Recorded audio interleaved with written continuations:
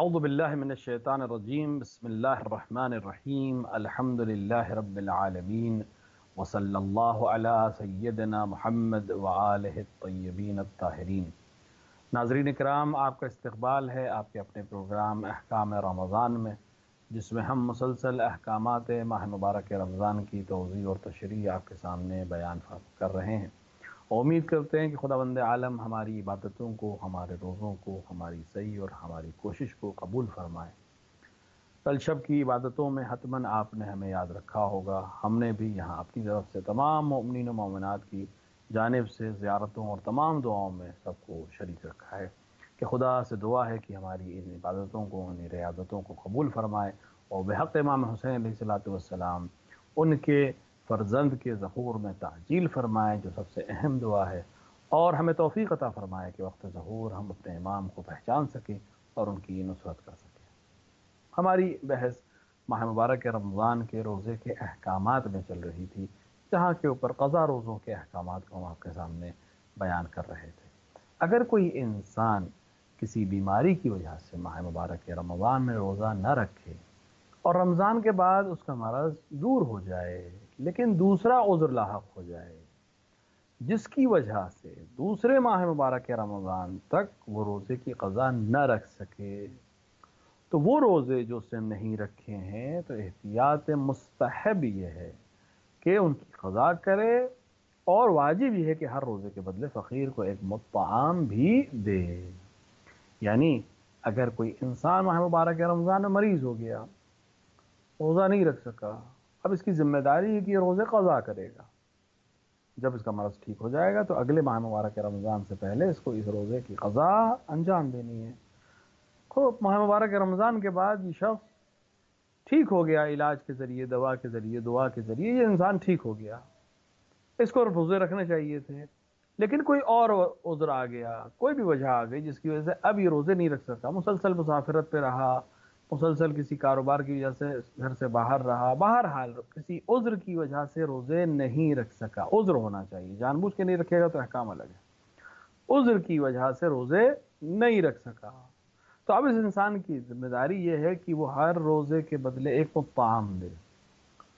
اور احتیاط مستحب یہ ہے کہ روزے بھی رکھے جو نہیں رکھ سکا۔ یعنی اب یہ تو رمضان آ گیا، اب رمضان تمام ہونے کے بعد وہ روزے جو پچھلے رمضان کے اس کی گردن پر ہیں ان کو بھی بجا لائے۔ ایک مطعم ہر روزے کے بدلے میں دینا ہی دینا ہے، لیکن احتیاط مستحب یہ ہے کہ یہ روزے جو گزر گئے اور اس کو رکھنے چاہیے تھے اور نہیں رکھ سکا عذر کی وجہ سے، تو یہ شخص احتیاط مستحب یہ ہے کہ روزے کی قضا بھی بجا لائے۔ اگر ماہ مبارک میں بیماری کے علاوہ کوئی دوسرا عذر ہو گیا ہو، سفر پہ چلا گیا تھا اور رمضان کے بعد عذر نہیں رہے، دور ہو گیا، لیکن دوسرے رمضان تک بیماری کی وجہ سے روزہ نہ رکھ سکے، یہ مسافر تھا، بیمار نہیں تھا، مسافر تھا، روزے نہیں رکھ سکا، 5 روزے 10 روزے جو بھی روزے چھوٹے سفر میں نہیں رکھ سکا، ماہ مبارک رمضان کے بعد اس کو قضا کرنی چاہیے 3 روزوں کی، لیکن بیمار پڑ گیا اور اس کی وجہ سے روزے نہیں رکھ سکا، یہاں تک کہ اگلا ماہ مبارک رمضان آ گیا، سال بیت گیا، ماہ مبارک رمضان آ گیا، اب روزے نہیں رکھ سکا ہے، روزے چھوٹے تھے سفر کی وجہ سے یا کسی اور وجہ سے، اب جو نہیں رکھ سکا ہے اس کی وجہ کیا ہے؟ اس کی وجہ بیماری ہے، بیماری آ گئی جس کی وجہ سے روزہ نہیں رکھ سکا، تو احتیاط مستحب یہ ہے کہ ان روزوں کی قضا کرنی چاہیے جنہیں نہیں رکھ سکا، اور ہر روزے کے بدلے ایک مطعم بھی دے۔ یعنی ماہ مبارک رمضان آ گیا اگلا، اب پچھلے ماہ مبارک رمضان کے روزے جو مسافرت کی وجہ سے چھوٹے تھے، اس سے وہ بیماری کی وجہ سے نہیں رکھ سکا ان دنوں میں، جب سال بھر کے باقی مہینوں میں، اب ماہ مبارک رمضان آ گیا تو ایک مطعم دے گا ہر روزے کے بدلے میں، اور بعد میں اس کی قضا بھی احتیاط مستحب یہ ہے کہ قضا بھی بجا لائے گا۔ اگر ماہ مبارک رمضان میں کوئی شخص روزہ نہ رکھے اور ماہ مبارک کے بعد وہ عذر دور ہو جائے اور دوسرے ماہ مبارک رمضان کے آنے تک وہ جان بوجھ کر روزہ نہ رکھے، تو اسے اس روزے کی قضا کرنی چاہیے، اور ہر روزے کے لیے ایک مد گیہوں یا اس کی روٹی یا اس کی یا کشمش یا کھجور یا جو یہ محتاج کو دے گا، ہر روزے کے لیے ایک مد یعنی 750 گرام۔ تقریباً اگر پورے مہینے کے روزے ہوں تو تقریباً 22.5 کلو بنتے ہیں۔ اب آپ چاہے 22.5 کلو آٹا دے دیجئے، یا 22.5 کلو جو دے دیجئے، یا 22.5 کلو گیہوں دے دیجئے، یا 22.5 کلو کھجور دے دیجئے، یا 22.5 کلو کشمش دے دیجئے۔ بہتر یہ ہے کہ اناج، یعنی یہ 4 چیزیں جو زکوٰۃ والے غلے ہیں، یہ دیے جائیں۔ پیسے دینے سے بہتر ہے کہ یہی چیز دی جائے، یا اس سے شرط کی جائے کہ وہ اس سے روٹی ہی خریدے گا، یا آٹا ہی خریدے گا، یا جو یا کشمش ہی خریدے گا اس پیسے سے، اگر قیمت دینا چاہے۔ اور اسے اس روزوں کی قضا بھی کرنی ہوگی، چاہے 1 سال بعد کرے، چاہے اگلے رمضان کے بعد کرے، چاہے اس کے اگلے سال کرے، یہ ختم نہیں ہوگا، اس کی گردن پر رہے گا، کیونکہ بغیر کسی عذر کے اس نے جان بوجھ کے روزوں کی قضا کو ترک کیا ہے۔ اگر انسان ماہ مبارک رمضان کے روزہ رکھتے کی جو قضا ہیں، یعنی اس کے جو قضا ہوئے روزے، اس کو رکھنے میں کوتاہی کرے یہاں تک کہ وقت تنگ ہو جائے، اور وقت کی جو تنگی ہے اس میں کوئی عذر آ جائے، تو اس کے اوپر قضا رکھنا واجب ہے، اور ہر روز کے بدلے 1 مد گیہوں یا جو یا ان کی روٹی یا کشمش یا کھجور محتاج کو دے گا۔ لیکن جس وقت عذر رکھتا تھا اس وقت اس کا ارادہ یہ تھا کہ عذر ہو جانے کے بعد میں روزے رکھوں گا، اور قبل اس کے روزہ رکھے وقت کی تنگی ہو گئی اور یا عذر لاحق ہو گیا تو احتیاط واجبی قضا کرے، 1 وقت طعام فقیر کو دے۔ دونوں صورتوں میں یہی مسئلہ ہے کہ اگر انسان نے جان بوجھ کے دیری کی تو 1 مد طعام دے گا اور روزوں کی قضا بھی کرے گا۔ اگر روزہ رکھنے میں کوتاہی کرے، قضا کرنے میں کوتاہی کرے، یہاں تک کہ تنگ ہو گیا، 3 روزے چھوٹے تھے، اب 3 ہی رہ گئے، شعبان کے 3 دن رہ گئے ہیں، اب اس کو 3 روزے رکھتے تھے، یا شعبان کے 10 ہی دن رہ گئے، اس کو 10 روزے رکھتے تھے، اب وقت نہیں ہے، اب اس کو ہر دن روزہ رکھنا چاہیے، لیکن اب عذر آ گیا، بیمار ہو گیا، سب مسافرت آ گئی، کوئی وجہ ہو گئی، روزہ نہیں رکھ سکا، تو اب اسے 1 مد طعام بھی دینا چاہیے ہر روزے کے بدلے، اور روزوں کی قضا بھی بجا لائے گا۔ اگر کسی انسان کا مرض، کوئی ایسا مرض ہو جائے کوئی انسان کے کئی سال چلے، یعنی 1 رمضان 2 رمضان 3 رمضان، بہرحال اس کا روزہ نہیں رکھ سکا، تو جب اس کو صحت حاصل ہو جائے گی تو جو آخری رمضان گزرا ہے صحت مند ہونے سے پہلے، اس کی قضا کرنی چاہیے، اور اس کے پہلے کی جو دوسرے رمضان ہیں اس کے ہر روزے کے بدلے 1 مد طعام، یعنی 750 گرام طعام، یعنی گیہوں یا جو یا ان کی روٹی یا کشمش یا کھجور محتاج کو دے گا۔ اس کو سمجھ لیں گے، بہت لوگ اس مسئلے میں نہ سمجھنے کی وجہ سے پریشان رہتے ہیں۔ ایک انسان بیمار ہو گیا، شوگر کا پیشنٹ ہو گیا، ہارٹ کا پیشنٹ ہو گیا، یا خدا نخواستہ کوئی ایسی پرابلم آ گئی جس کی وجہ سے وہ روزہ نہیں رکھ سکتا ہے، یہ بیماری پورے سال رہی، بیچ میں ٹھیک ہو جاتی تو اس کو قضا کرنی چاہیے تھی، اور اگر قضا نہیں کرتا تو اس کو 1 مد طعام دینا ہے اور روزے کی قضا بھی کرنی۔ یہ بیماری اس رمضان سے اگلے رمضان تک کنٹینیو رہی، اس کو وقت ہی نہیں تھا، نہ اجازت تھی روزہ رکھ سکے، اگلا رمضان بھی ایسے ہی گزر گیا، اس کا اگلے رمضان تک بھی یہی بیماری رہی، شوگر کا پیشنٹ ہے، مسلسل ہے، شوگر اوپر نیچے ہو رہی، ڈاکٹر اجازت نہیں دے رہا ہے کہ آپ روزہ رکھ سکیں، یا ہارٹ کے پیشنٹ ہے، مسلسل دوا کھانی ہے، یا کوئی اور پریشانی ہے اعوذ اللہ جس کی وجہ سے آپ شخص جو ہے روزہ نہیں رکھ سکا، 1 رمضان 2 رمضان 3 رمضان 4 رمضان، اس طرح کئی رمضان گزر گئے، یہاں تک کہ صحت حاصل ہو گئی الحمدللہ، اللہ کے کرم سے اس مریض کو 3 یا 4 سال بعد صحت حاصل ہو گئی۔ اب جو رمضان ابھی گزرا ہے، یعنی اس سال کا آخری رمضان، بس اس کی قضا اس کی گردن کے اوپر ہے، یعنی 30 روزے یا 29 روزے جو سال جس لحاظ سے چاند ہوا ہو رمضان کا، اس لحاظ سے اس کی گردن کے اوپر روزہ ہے، اور اس سے پہلے والے جو رمضان گزرے ہیں، کیونکہ 2-3 رمضان اس کے ایسے گزر گئے، وہ جو پہلے والے رمضان گزرے ہیں ان کی قضا اس کی گردن پر نہیں ہے، لیکن ہر روزے کے بدلے 1 مد طعام دے گا۔ مثال کے طور پر 1 سال کا روزہ اس کے اس طرح گزرے، یعنی 2 سال روزے نہیں رکھ سکا، تو 1 سال جو ابھی اس سال ہے، جس پہ اس کو بیماری اس کی ٹھیک ہوئی ہے، اس کی قضا کرے گا، پچھلے سال کے رمضان کے لیے 1 مد طعام دے گا۔ 2 سال کا ہے تو 1 سال کی قضا کرے گا، 2 سال ماہ مبارک رمضان کے جو روزے نہیں رکھے ان کے لیے ہر ایک کے بدلے ایک مد طعام دے گا. اسی طرح آخری سال کے روزوں کی قضا کرے گا، اور باقی جو سال گزرے ہیں، 2 سال 3 سال 4 سال جتنے بھی گزرے ہیں، جو بیماری کی وجہ سے روزہ نہیں رکھا، ہر روزے کے بدلے، ہر سال کے روزے اور ہر روزے کے بدلے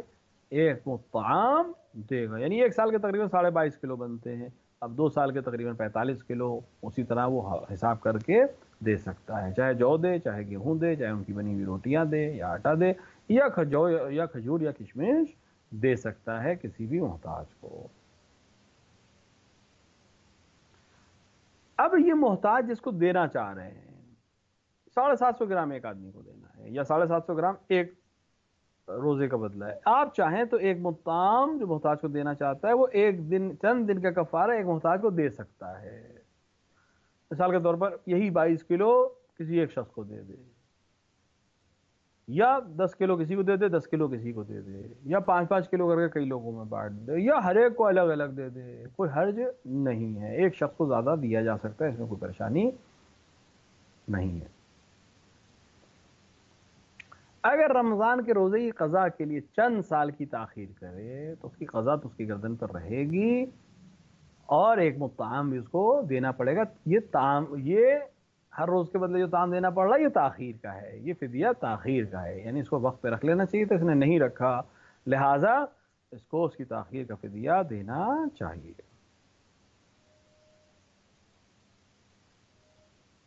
اگر رمضان کے روزے کو جان بوجھ کر نہ رکھے تو اس کی قضا کرنی چاہیے، اور ہر روزے کے لیے انسان جان بوجھ کر نہ رکھے تو اس کو قضا کرنی چاہیے، اور اس کا ایک مطعم بھی اس کے بدلے میں فقیر کو دینا چاہیے. اگر ماہ مبارک کے رمضان کا روزہ جان بوجھ کر نہ رکھے اور علیازن بندہ دن میں کئی مرتبہ جمعہ کرے تو کفارہ بھی دینا پڑے گا اور احتیاط واجب. لیکن اگر کئی دفعہ ایسا کام کرے تو جو روزہ اس کا جو روزے کو باطل کرتا ہے، مثلا کئی دفعہ کھانا کھا لے یا تو ایک کفارہ کافی ہے. یعنی اگر ایک انسان روزہ نہیں رکھا ہے، جان بوجھ کے روزہ نہیں رکھا ہے، کوئی عذر نہیں تھا اس کے پاس، جان بوجھ کر اس نے روزہ نہیں رکھا ہے، اور اب اس حالت میں جب وہ روزے سے نہیں ہے، اس نے جمع کیا، مشتری کی اپنی زوجہ کے ساتھ، تو اسے کفارہ بھی دینا پڑے گا. اور اگر اس نے کئی مرتبہ یہ کام کیا ہے تو ہر مرتبہ کے لیے کفارہ دینا پڑے گا. لیکن اگر جو روزے اس کے علاوہ کوئی اور کام کرے، یعنی کھانا کھا لے یا پانی پی لے کئی مرتبہ، تو ایک کفارہ کافی ہے. باپ کے مرنے کے بعد بڑے لڑکے کے اوپر باپ کی نماز اور روزے جو اس کی قبضہ ہے وہ واجب ہو جاتی ہے، اور بڑے فرزند کو چاہیے کہ اس کو جلد سے جلد بجا لائے. اور اگر والدہ کے سلسلے میں بھی ایسا ہی ہے، اور مرجع علی قدر کا فتویٰ یہ کہ احتیاط مستحب یہ ہے کہ والدہ کے مرنے کے بعد بھی ان کی جو عبادتیں ان سے قضا ہو گئی ہیں اس کو بڑا بیٹا انجام دے. بڑے بیٹے سے مراد اولاد ذکور میں جو سب سے بڑا ہو، یعنی بیٹوں میں جو سب سے بڑا ہو. اگر اس سے بڑی بیٹیاں ہیں تو اس سے کوئی فرق نہیں پڑتا، بیٹوں میں جو سب سے بڑا ہے اس کے اوپر یہ واجب ہوگا. البتہ اگر بھائی آپس میں بانٹ لیں، بھائی بہن مل کے بانٹ لیں کہ چند سال کے روزے ہم رکھ لیں گے، چند سال کے تم رکھ لو، چند سال کی نمازیں ہم پڑھ لیں گے، چند سال کی نمازیں تم پڑھ لو، تو کوئی حرج نہیں ہے. لیکن واجب بڑے بیٹے کے اوپر ہے. اب یہ بڑا بیٹا چاہے بھائی بہنوں میں سب سے چھوٹا ہو، چاہے سب سے بڑا ہو، چاہے منجلا ہو، اس سے کوئی فرق نہیں پڑتا. بیٹوں میں جو سب سے بڑا ہے، بھائیوں میں جو سب سے بڑا ہوگا، اس کے اوپر یہ حکم شرعی لاحق ہوگا. اگر مرنے والے کا کوئی بیٹا ہی نہ ہو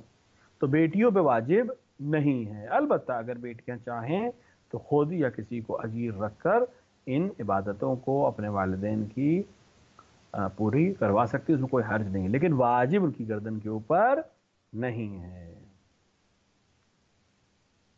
اگر باپ کے اوپر رمضان کے علاوہ کوئی روزہ واجب ہو، مثلا اس نے نظر کی تھی، نظر پوری نہیں کر پایا، منت مانی تھی کہ روزہ رکھوں گا نہیں کر پایا، عہد کیا تھا روزہ رکھوں گا نہیں رکھ سکا، قسم کھائی تھی روزہ رکھوں گا نہیں رکھ سکا، تو بڑے بیٹے پر اس کی بھی قضا کرنا لازم ہے.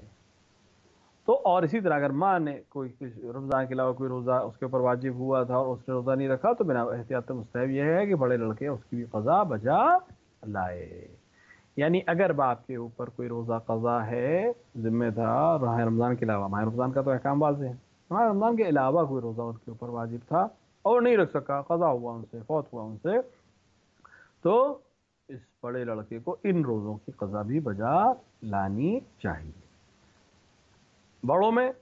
آپس میں تقسیم کر سکتے ہیں، کسی کو اجیر بنا سکتے ہیں، لیکن بہتر یہ کہ انسان خود سے اپنے اعمال کو انجام دے تاکہ اس کو یقین حاصل رہے کہ اس نے کام بخیر و خوبی انجام دے دیا ہے۔ لیکن یہ تمام احکامات بڑے لڑکے کے لیے ہیں۔ اگر لڑکا موجود نہیں ہے تو حکم ختم ہو جاتا ہے، اور لڑکا اگر مثال کے طور کے اوپر اس چیز کو انجام نہیں دیتا تو باقی کسی کے اوپر واجب نہیں ہے، لیکن اگر کوئی کرنا چاہے تو کوئی حرج بھی نہیں ہے، لیکن واجب کسی اور پہ نہیں ہے، یہ گناہ گار ہوگا، کسی اور کی گردن پہ کوئی ذمہ نہیں آئے گا۔ مثال کے طور پر 3 بھائی ہیں، بڑا بیٹا جو ہے جس کے اوپر واجب وہ نہیں کرتا ہے، روزے نہیں رکھتا ہے، نمازیں، تو باقی 2 بھائیوں کے اوپر واجب نہیں ہے، لیکن اگر وہ کرنا چاہے تو اس میں کوئی حرج بھی نہیں ہے، لیکن شریعت نے اس کے اوپر واجب نہیں کیا ہے۔ اسی شخص پہ واجب رہے گا جو بڑا بیٹا ہے، اور اگر یہ نہیں کرتا ہے تو یہ گناہ گار ہے اور مدیون ہے اپنے والد کے عمل کا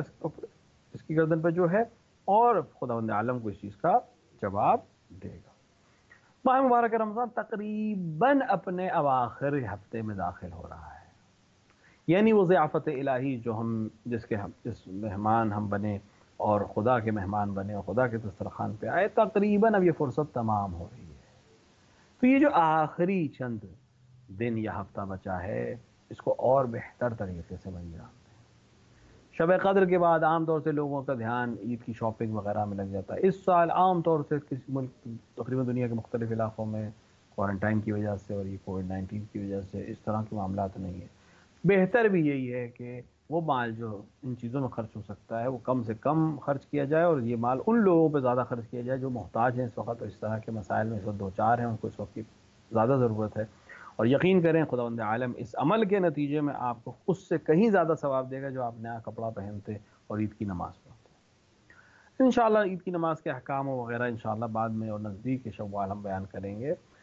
تو یہ جو ہفتے بھر بچے، اس میں یہ نہ ہو کہ اب جو خاص دعائیں ہیں ان سے، خصوصاً یہ جو آخر کی شبیں ہیں، یعنی شب 21 سے لے کر آخر ماہ مبارک رمضان تک، اس میں کچھ دعائیں ہیں۔ مفاتیح الجنان کو اگر آپ اٹھائیں گے تو آخر میں 2 یا 3 دعائیں ہیں ہر شب کے لیے، یعنی آخری 10 راتوں کے لیے 2 یا 3 دعائیں ایسی ہے جو ہر شب پڑھنی چاہیے، اور ایک دعا تقریباً صاحب مفاتیح نے ہر شب کی مخصوص نقل کی ہے۔ کوشش کریں ان دعاؤں کو پڑھیں، یہ وقت چلا جائے گا، احساس بھی نہیں ہوتا کتنی تیزی سے 23 دن گزر گئے، 23 رمضان ہو گئی آج، 15 رمضان آئی، شب 19 آئی، امام امیر المومنین کی مجلس ہم نے کی، بلو حالات خراب تھے اس طرح سے نہیں کر سکے، لیکن کی 21 رمضان، شب 23 بھی گزر گئی، انتظار رہتا ہے شب قدر کا، یہ بھی گزر گئی آج، اب آخری مراحل میں ہے، تو ہم غافل نہ ہو جائیں، ابھی بھی بہت کچھ ہم خداوند عالم سے ماہ مبارک رمضان میں لے سکتے ہیں، ابھی بھی اس پہ بہت کچھ موجود ہے، ہم ان کو حاصل کریں، ہمیں بھی دعاؤں میں یاد رکھیے گا، انشاءاللہ خدا ہم سے قبول فرمائے۔ والسلام علیکم ورحمۃ اللہ وبرکاتہ۔